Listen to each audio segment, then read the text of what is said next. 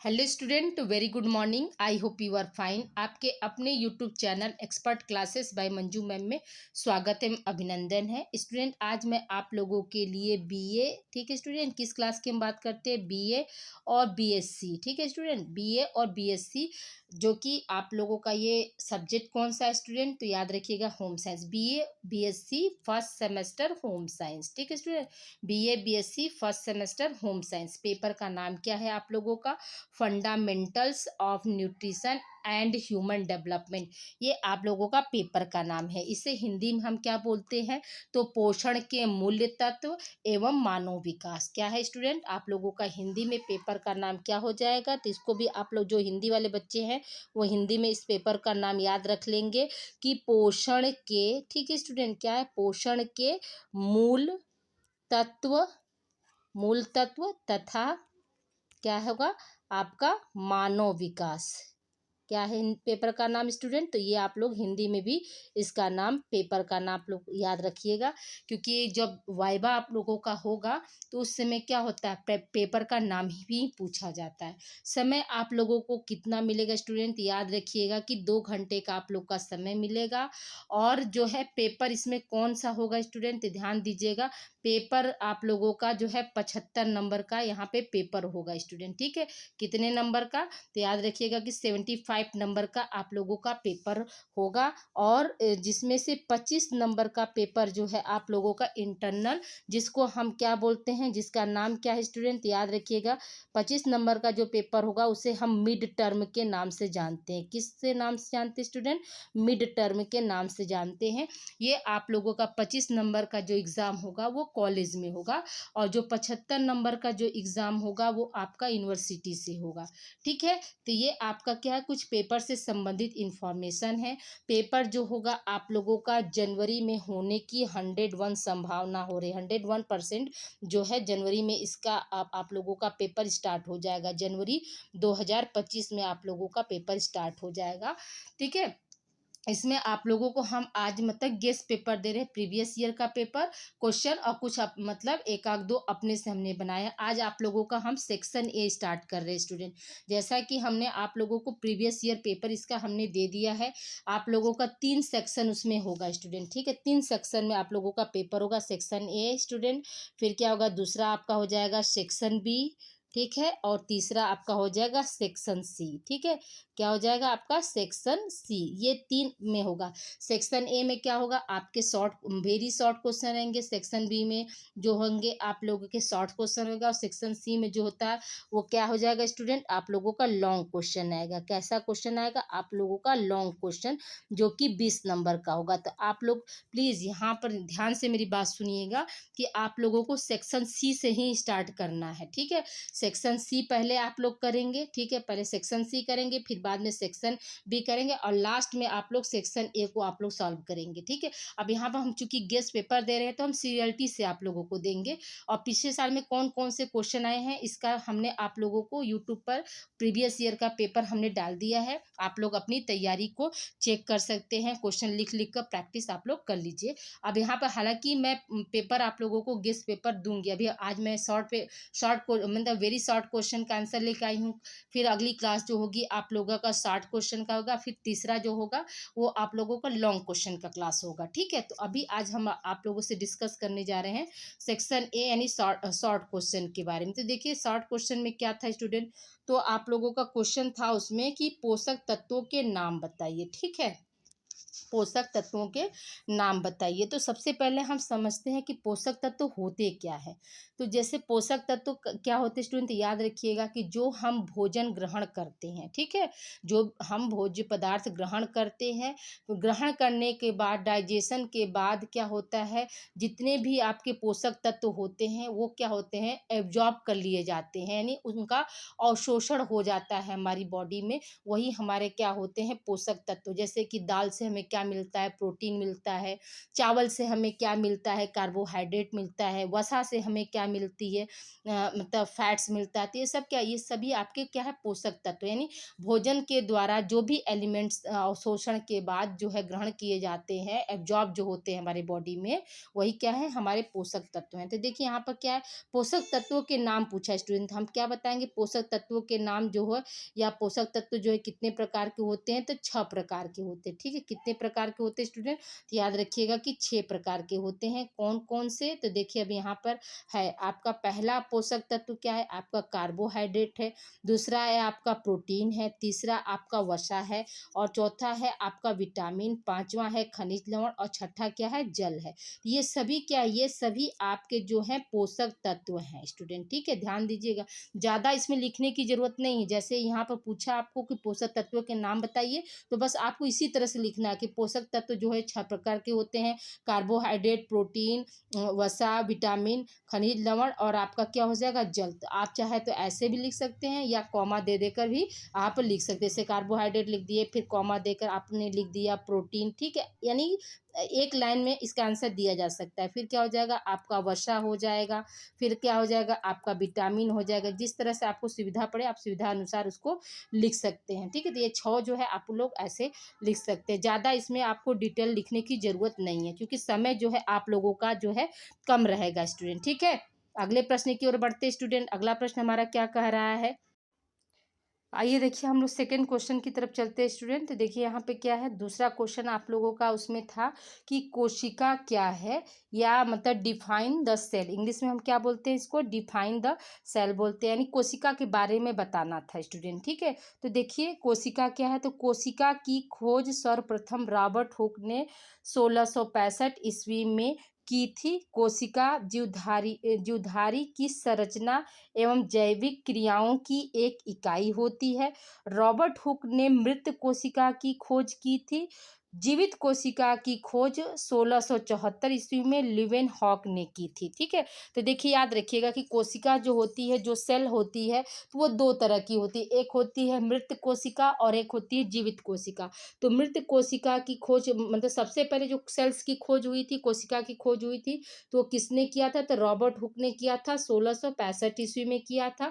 ठीक है, और मतलब हमारा शरीर, याद रखिएगा कि जो मानव शरीर है, ठीक है, मानव शरीर जो है वो क्या है, कोशिकाओं का जंजाल है। मानव शरीर क्या है, आपका कोशिकाओं का जंजाल है। कहने का मतलब यहाँ पे क्या है स्टूडेंट, तो याद रखिएगा कि कहने का मतलब है कि हमारा मानव शरीर क्या है, असंख्य कोशिकाओं के से मिलकर बना हुआ है। ठीक है, और उसी कोशिका की खोज जो है कब हुआ था, तो सबसे पहले कोशिका की खोज हम कब बता रहे हैं, तो 1665 ईस्वी में किया हुआ था। और किसने किया था, तो रॉबर्ट हुक ने किया था। ठीक है, जो हमारे सेल्स होते हैं, जो हमारी कोशिका होती है, वो हम मतलब मानव शरीर की संरचनात्मक इकाई मानी जाती है। संरचनात्मक इकाई का मतलब क्या हुआ स्टूडेंट, कि बहुत सारे सेल्स जो है मिलकर क्या करते हैं, मानव शरीर का निर्माण करते हैं। उसी तरह से आपके देखिए कंपटीशन के पॉइंट ऑफ व्यू से यहाँ पर क्वेश्चन आ सकता है कि जीवित कोशिका की खोज किस सन में हुई थी। तो याद रखिएगा कि जीवित कोशिका की किस सन में हुई थी, तो 1774 ईस्वी में हुई थी।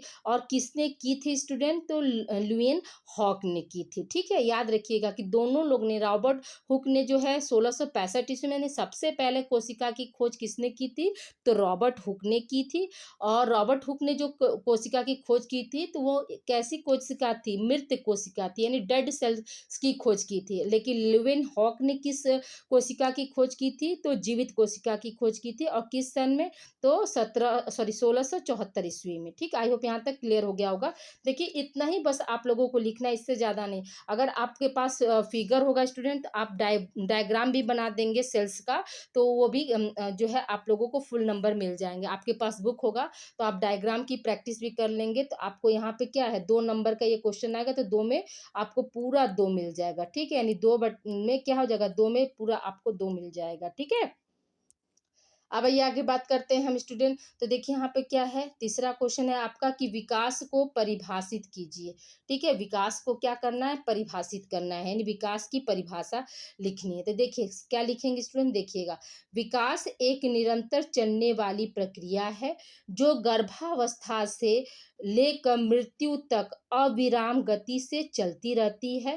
ठीक है, यानी विकास क्या है, एक निरंतर चलने वाली प्रक्रिया, यानी वो कभी विकास जो है वो कभी रुकता नहीं है, वो गर्भावस्था से शुरू हो जाता है। यानी जब कोई किसी भी बालक का या यूं कह सकते हैं, जब कोई भी लेडी प्रेग्नेंट होती है तब से विकास क्या होता है, शुरू होता है, और कहाँ तक कब तक चलता है स्टूडेंट, याद रखिएगा कि मृत्यु तक अविराम यानी बिना रुके गति से क्या है, चलती रहती है। विकास से तात्पर्य, ठीक है, विकास से तात्पर्य क्या है, तो आयु में बड़ा होना या कद में बड़ा होना नहीं है। यानी विकास यानी डेवलपमेंट को हम ये नहीं कह सकते हैं कि आयु में बड़ा है तब वो उसका विकास हुआ, या कद में वो बड़ा है तब उसका विकास हुआ, नहीं। कब किसके अंतर्गत आएगा, तो देखिए यहाँ पर विकास के अंतर्गत वे सभी शारीरिक, मानसिक, संवेगात्मक, सामाजिक परिवर्तन आते हैं। ठीक है, शारीरिक, मानसिक, संवेगात्मक, सामाजिक परिवर्तन आते हैं जो गर्भावस्था से लेकर मृत्यु तक निरंतर मनुष्य के शरीर में होते रहते हैं। ठीक है, तो ये क्या है, विकास का मतलब एक तरह से अर्थ हमने बताया। ठीक है, तो यहाँ पर आप लोगों को ये चीज समझ में आ गया होगा स्टूडेंट, इसको भी आप लोग मतलब वीडियो को पॉज करके आप लोग लिख सकते हैं। ठीक, अब आइए हम परिभाषा भी देख लेते हैं स्टूडेंट। तो परिभाषा क्या है, तो हरलॉक के अनुसार एक विद्वान है, एक साइंटिस्ट है, उन्होंने क्या विकास की परिभाषा क्या दिया है अपने शब्दों में, तो देखिए, विकास का तात्पर्य बढ़ने से नहीं, इसका तात्पर्य व्यवस्थित तथा समानुगत परिवर्तन से है, जो कि परिपक्वता के लक्ष्य को प्राप्त करने की ओर होते हैं। ठीक है, ये क्या है, हरलॉक के अनुसार परिभाषा है।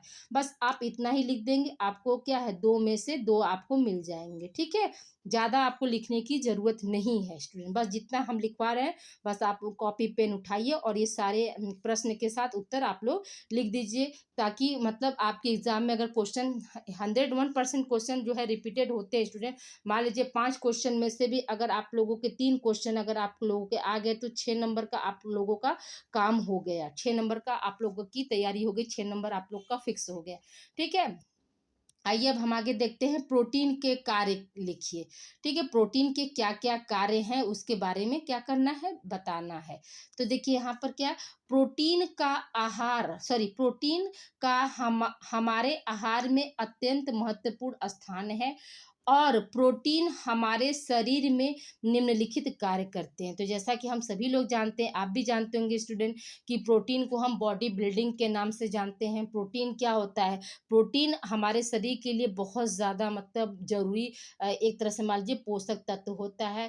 इससे हमारे जो है बॉडी के जितने भी सेल्स अगर डैमेज होते हैं, जितनी भी कोशिकाएं डैमेज होती हैं, उनके मरम्मत कौन करता है, प्रोटीन ही करता है। इसीलिए प्रोटीन को हम क्या बोलते हैं, बॉडी बिल्डिंग जो है एलिमेंट बोलते हैं। ठीक है, अब देखिए इसके कार्य के बारे में हम बात करते हैं। तो देखिए पहला कार्य क्या है स्टूडेंट, शरीर की वृद्धि एवं विकास करना। तो जैसा कि हम बताएं अभी आप लोगों को कि प्रोटीन जो है शरीर की वृद्धि और विकास के लिए क्या होती है, बहुत ज़्यादा जरूरी होती है। दूसरा क्या है आपका, तंतुओं के पुनर्निर्माण एवं मरम्मत है। तो अभी हमने आपको बताया कि जो सेल्स होते हैं, टिश्यू होते हैं हमारे बॉडी में, क्या होती है, सेल्स और टिश्यू की टूट फूट हमेशा होती रहती है। ठीक है, कंटिन्यूटी उनकी बनी रहती है, मतलब हमेशा जो है सेल्स या ऊतक जो होते हैं वो हमेशा टूटते रहते हैं। या जैसे कहीं हमारा हाथ कट जाता है तो वहाँ के क्या हुए, सेल्स जो है मर गए ना, डेड हो गए, तो उनको फिर से पुनः कौन बनाने में सहायक होता है, तो आपका प्रोटीन होता है। फिर क्या, तीसरा क्या है, शरीर के विभिन्न क्रियाओं को नियमित करना। जैसे ठीक है, हमारे बॉडी के अंदर बहुत सारे मतलब आपके क्या है, केमिकल रिएक्शन, फिजिकल रिएक्शन, ये सब होते रहते हैं स्टूडेंट। तो उसको कौन, केमिकल रिएक्शंस जो होते हैं यानी रासायनिक प्रक्रिया जो होती है, उसको कौन कंट्रोल करता है या कौन नियमित करता है, तो याद रखिएगा कि प्रोटीन करता है।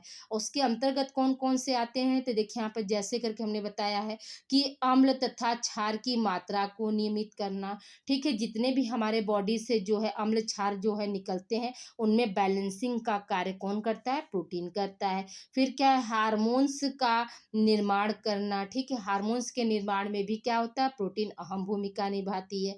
फिर क्या है, एंजाइम्स का निर्माण करना, उसमें भी है। फिर है आपका एंटीबॉडीज का निर्माण करना, ठीक है। फिर जल संतुलन बनाए रखने में, मांसपेशियों के संकुचन में और रक्त का थक्का जमाने में, ठीक है। तो ये सभी क्या है, ये सभी आपके मतलब शरीर में जो है रासायनिक जो क्रिया हो रही है उसमें जो है प्रोटीन क्या है, सहायक है। कौन कौन सा, तो ये अम्ल क्षार हमने बता दिया, ठीक है। हार्मोन्स का निर्माण बता दिया, एंजाइम्स बता दिए, एंटीबॉडीज बता दिए, वाटर बैलेंसिंग बता दिए, मांसपेशियां यानी कि कॉन्ट्रैक्शन ऑफ मसल्स में भी सहायक होता है। और जो रक्त का थक्का जमता है ना स्टूडेंट, रक्त का थक्का जो है किस विटामिन की उपस्थिति में जमता है, तो आपका विटामिन के हो गया। और प्रोटीन आपका क्या है, फाइब्रिनोजेन प्रोटीन की उपस्थिति में जो है आपका ब्लड का थक्का जमता है, ठीक है। ये देखिए तीसरा, तीन कार्य। चौथा कार्य देखिए क्या है स्टूडेंट, तो चौथा कार्य क्या है आपका, तो देखिए ऊर्जा प्रदान करने में। और पांचवा क्या है, दूध निर्माण में। तो देखिए ऊर्जा प्रदान यानी 1 ग्राम, ठीक है, या ये भी आप लोग यूज नोट कर लीजिएगा स्टूडेंट, ठीक है। 1 ग्राम प्रोटीन से हमें कितनी ऊर्जा मिलती है, तो याद रखिएगा कि 4 कैलोरी ऊर्जा हमें क्या होती है, 1 ग्राम प्रोटीन से मिलती है। जो बच्चे आज हमारी पहली बार वीडियो अगर देख रहे हैं तो वो चैनल को सब्सक्राइब कर दे। इस चैनल पर जो है स्टूडेंट आप लोगों का जो है को करिकुलर, ध्यान से सुनिएगा, इस चैनल पे आप लोगों का को करिकुलर का पूरा कोर्स जो है पढ़ा दिया गया है। प्रीवियस ईयर का पेपर भी सॉल्व हमने करा दिया है।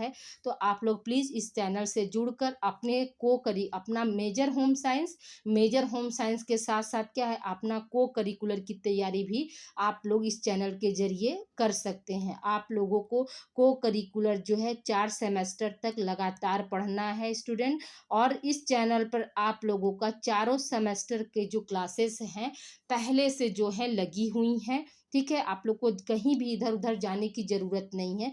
इस समय आप लोगों का याद रखिएगा कि को करिकुलर में देखिए थोड़ा सा टॉपिक से होम साइंस से हटकर को करिकुलर के बारे में इसलिए बता रहे हैं कि बहुत से बच्चों को जो है को करिकुलर के बारे में नहीं पता है। तो याद रखिएगा कि बहुत से कॉलेज में जो है को करिकुलर आप लोगों का मतलब इस बार क्या है, ऑप्शनल आ गया है। यानी आप फॉर्म जब फिलअप करेंगे तो वहाँ पर 2 पेपर आप लोगों को शो करेगा एक साथ में। तो पहला में आपका रहेगा फूड एंड न्यूट्रिशन, ध्यान दीजिएगा स्टूडेंट, ठीक है। फूड न्यूट्रिशन, ठीक है, फूड न्यूट्रिशन एंड हाइजीन, ठीक है। याद इसको पूरा आप कर लीजिएगा, हाइजीन, ठीक, इसको पूरा। दूसरा पेपर आप लोगों को शो करेगा फर्स्ट एड, ठीक है, first aid and health, first aid and health, ये 2 पेपर आप लोगों को शो करेगा। तो आप पहले अपने कॉलेज में पता कर लीजिएगा कि आप लोगों के यहाँ कौन सा पेपर पढ़ाया जा रहा है। फूड एंड न्यूट्रिशन पढ़ाया जा रहा है तो इसकी भी क्लास हमने यूट्यूब पर करीब करीब 85 या 86 वीडियो आप लोगों का पहले से है, ठीक है। यूट्यूब पर आप जाइए, प्ले लिस्ट से जाकर वहाँ पर सबसे नीचे जाइएगा, प्ले लिस्ट में सबसे नीचे दूसरे नंबर पर आप लोगों का 86 वीडियो, ठीक है। कितना वीडियो स्टूडेंट, 86 वीडियो जो है आप लोगों का फूड न्यूट्रिशन एंड हाइजीन का है।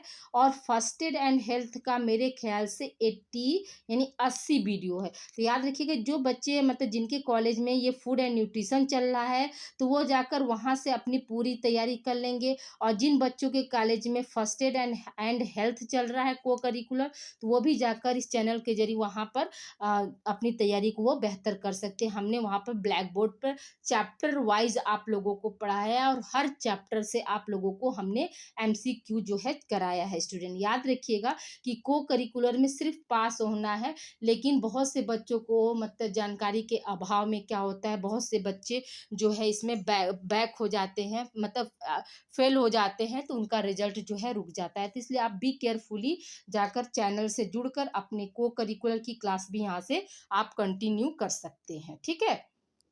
अब आइए हम बात करते हैं अगले प्रश्न की ओर स्टूडेंट। देखिए अगला प्रश्न हमारा क्या है कि विकास के नियम बताइए, ठीक है, या फिर विकास के सिद्धांत बताइए। इस तरह से भी क्वेश्चन आ सकते हैं। तो देखिए यहाँ पे क्या है, विकास के सिद्धांत कौन कौन से हैं। तो देखिए पहला जो सिद्धांत है आपका, विकास अवस्थाओं के द्वारा अग्रसर होता है, ठीक है। विकास क्या होता है, अवस्थाओं के द्वारा क्या होता है, अग्रसर होता है। यानी जैसे सबसे पहले जो विकास की पहली अवस्था कौन सी होती है स्टूडेंट, तो हम सभी लोग जानते हैं कि विकास की सबसे पहली अवस्था जो होती है आपकी क्या होती है, गर्भावस्था होती है। क्या होती है स्टूडेंट, गर्भावस्था होती है विकास की पहली अवस्था। फिर गर्भावस्था के बाद फिर क्या होता है आपका शैशवावस्था होता है, ठीक है। क्या होगा, दूसरा शैशवावस्था हो जाएगा, तीसरा हो जाएगा आपका बाल्यावस्था, ठीक है। चौथा आपका हो जाएगा प्रौढ़ा सॉरी किशोरावस्था, पांचवा हो जाएगा आपका युवावस्था, छठवां हो जाएगा प्रौढ़ावस्था और सातवां हो जाएगा आपका वृद्धावस्था, ठीक है। तो विकास की जो ये सातों अवस्था होती है। तो क्या है यहाँ पर हमने क्या बताया, पहला क्या है कि विकास जो है अवस्थाओं के द्वारा अग्रसर होता है। यानी गर्भावस्था में कुछ विकास हुआ तो फिर कुछ क्या होता है जन्म के बाद होता है। तो ये क्या हो रहा है, अवस्थाओं के द्वारा मतलब एक के बाद एक चलता जा रहा है ना। फिर दूसरा क्या है आपका, विकास परिपक्वता और अधिगम के फलस्वरूप होता है, ठीक है। यानी जो डेवलपमेंट होता है, परिपक्वता का मतलब क्या होता है स्टूडेंट की मैच्योरिटी, और अधिगम का मतलब होता है सीखना। हम जैसे मतलब मैच्योर होकर कोई काम को करने के लिए सीखते हैं तो उस तरह से क्या होता है हमारा जो है विकास होता है, ठीक है। फिर क्या है, विकास के प्रतिमानों की भविष्यवाणी की जा सकती है। यानी किसी के एक्टिविटी को देखकर हम बता देते ना कि ये बच्चा पढ़ने में तेज है, ठीक है, ये जरूर भविष्य में कुछ काम करेगा, ठीक है, तो ये भविष्यवाणी कर लेते हैं। फिर क्या है, विकास एक निश्चित क्रम में होता है, ठीक है। तो विकास का भी क्या होता है, एक निश्चित क्रम होता है। यानी जैसे कि मान लीजिए निश्चित क्रम का मतलब क्या, विकास जो होता है पहले सर से फिर पैर की तरफ होता है, ठीक है। तो याद रखिएगा कि ये क्रम चल रहा है। फिर क्या, आपका विकास सामान्य से विशिष्ट की ओर होता है, ठीक है। सामान्य से विशिष्ट की ओर का मतलब क्या हुआ स्टूडेंट, कि जैसे क्या होता है पहले हम लाइनिंग बनाना सीखते हैं। एक छोटा सा एग्जाम्पल आप सोचिए, पहले क्या करते हैं छोटे छोटे बच्चों को गोला बनाना सिखाते हैं, फिर क्या होता है लाइन बनाना सिखाते हैं, स्ट्रेट लाइन हॉरिजॉन्टल लाइन सब बताते हैं। तब न वो बच्चा लास्ट में क्या होता है क बनाना सीखता है। फिर क जब बनाना सीख जाता है तभी तो वो फिर कमल लिख पाता है। तो ये क्या हुआ, सामान्य, यानी ये जो शून्य वाला आकार ये सामान्य आपका हुआ, और विशिष्ट क्या हुआ, ये कमल, ठीक है। तो इसीलिए क्या है, विकास जो होता है सामान्य से विशिष्ट की ओर होता है, ठीक है। अगले पॉइंट की ओर चलते स्टूडेंट। अगला पॉइंट हमारा क्या है, विभिन्न अवस्थाओं में विकास की गति भिन्न भिन्न होती है, ठीक है। यानी कहने का मतलब क्या है कि जो विकास होता है तो ऐसा नहीं है कि मतलब हर अवस्था में जो है एक समानांतर या समान रूप से विकास चलता है, नहीं। हर अवस्था में जो है विकास का जो है रूप जो है बदलता रहता है, भिन्न भिन्न तरह से होता है। फिर क्या है, विकास एक निरंतर चलने वाली प्रक्रिया है, ठीक है। तो ये भी बात हम भी स्टार्टिंग में ही बताए कि जो विकास होता है वो क्या है, निरंतर चलने वाली प्रक्रिया है। गर्भावस्था से स्टार्ट होता है और कहाँ तक चलता है, मृत्यु तक जो है अविराम गति से चलता रहता है, ठीक है। फिर क्या है, विकास के विभिन्न क्षेत्रों में सह संबंध होता है। तो जो डेवलपमेंट होता है वो उसके साथ जो भी होते हैं, जैसे कि आपका शारीरिक विकास, मानसिक विकास, संवेगात्मक विकास, सामाजिक विकास, ये सब क्या है, सभी एक दूसरे से सहसंबंधित है ना, इसीलिए यहाँ पर कहा जा रहा है, ठीक है। अगला क्या है स्टूडेंट आपका, अगला है यहाँ पे कि विकास प्रतिमानों में स्थिरता पाई जाती है, ठीक है। विकास के क्या होते हैं, प्रतिमान जो होते हैं उसमें क्या होता है, स्थिरता पाई जाती है। अगला क्या, प्रत्येक विकास की अवस्था के विशिष्ट गुण होते हैं। कौन कौन से गुण होते, हाँ देखिए स्टूडेंट, अब ये हो गया आपका। तो यहाँ तक आई होप क्लियर हो गया होगा। देखिए अभी बीच में थोड़ा सा डिस्टरबेंस हो गया था, ठीक है। तो अब देखिए अगला प्रश्न की ओर हम चलते हैं। अगला प्रश्न हमारा क्या है, प्रोटीन के कमी के प्रभाव बताइए, ठीक है। तो प्रोटीन के कमी के प्रभाव क्या हैं, तो याद रखिएगा कि प्रोटीन की कमी से बच्चों में मुख्य रूप से क्या होते हैं, तीन तरह के रोग हो जाते हैं। पहला क्या है, क्वासिओरकर, ठीक है, क्वासिओरकर। दूसरा क्या है, सूखा रोग या मैरास्मस। और तीसरा क्या है आपका मैरास्मिक क्वासिओरकर, ठीक है। तो ये क्या है, ये आपके प्रोटीन की कमी से होने वाले बच्चों में रोग होते हैं, ठीक है। तो देखिए स्टूडेंट, आज हम लगभग मुझे लग रहा है 5 या 6 क्वेश्चन हमने आप लोगों को दिया, ठीक है। तो इसी तरह के एग्जाम में क्वेश्चन आप लोगों को आएंगे और इसमें से भी आप लोगों के प्रश्न बनने की संभावनाएं 101% बनती हैं। तो इसको आप लोग बी केयरफुली पढ़िएगा। अगली क्लास जो है आप लोगों का मतलब सेक्शन बी का हम लगाएंगे। ठीक है, तो यहाँ तक आप लोग को समझ में आ गया। और जो मैंने आप लोगों को बताया स्टूडेंट, तो याद रखिएगा, उस पर भी आप लोग ध्यान दीजिएगा कि आप लोग का इसी चैनल पर को करिकुलर की भी क्लास आप लोगों को पहले से अवेलेबल है। ठीक है, क्या है स्टूडेंट, जो को करिकुलर आप लोगों का पेपर है उसकी भी क्लास जो है अवेलेबल है। चैनल का नाम क्या है स्टूडेंट, याद रखिएगा। देखिए चैनल का लोगो ये है और चैनल का नाम क्या है, तो एक्सपर्ट, ठीक है, expert classes by Manju ma'am. ठीक है स्टूडेंट, याद रखिएगा कि expert classes by Manju ma'am. आप लोग यूट्यूब पर या गूगल क्रोम पर कहीं भी से भी आप सर्च करेंगे आपको यह चैनल मिल जाएगा। ठीक है, तो याद रखिएगा, आप लोग प्लीज़ चैनल से जुड़ जाइए। आप लोगों की पूरी तैयारी को करिकुलर की और आप लोगों के जो भी माइनर सब्जेक्ट होंगे उसकी भी तैयारी हम आप लोगों का इसी चैनल पर करा देंगे। ठीक है, मिलते हैं हम अगली क्लास में। Thank you for watching. Please आप वीडियो कैसा लगा इसको आप लोग ज़रूर बताइएगा और आप लोग ज़्यादा से ज़्यादा बच्चों को आप लोग ये वीडियो जो है शेयर कीजिए स्टूडेंट। ठीक है, थैंक यू फॉर वॉचिंग। मिलते हैं हम अगली क्लास में, तब तक अपना आप लोग ध्यान रखिएगा।